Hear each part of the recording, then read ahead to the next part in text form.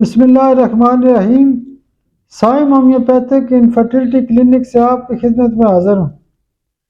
आज का जो हमारा टॉपिक है वो मर्दों की एक ख़ास बीमारी होती है, बांझपन के जो केसेस आते हैं उसमें भी ये बीमारी रोज़मर्रा की प्रैक्टिस में देखने को मिलती है।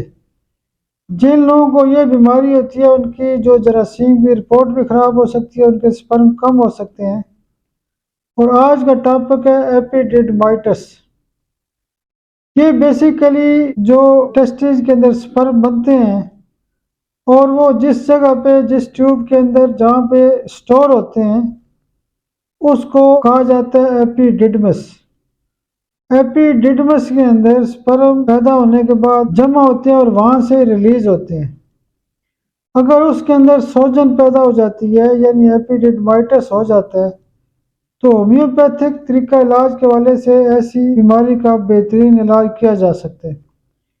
सबसे पहले ऐसे मरीजों को मेडोनियम CMA खुराक दी जाती है और दूसरे दिन थूजा CMA खुराक दी जाती है और तीसरे दिन जो एक खुराक दी जाती है वो आरामेट CMA दी जाती है। एपिडिडमाइटिस के हवाले से रोज़ाना सुबह ऐसे मरीजों को 200 पावर में पल्साटिला इस्तेमाल करें और रोडोडेंड्रॉन 200 पावर में दिन को इस्तेमाल करें और रात को जो दवाई इस्तेमाल करते हैं वो स्पुंजिया 200 पावर में होती है। मेरे लिए ख़ास दुआ भी किया करें। बहुत शुक्रिया, बहुत शुक्रिया, बहुत शुक्रिया।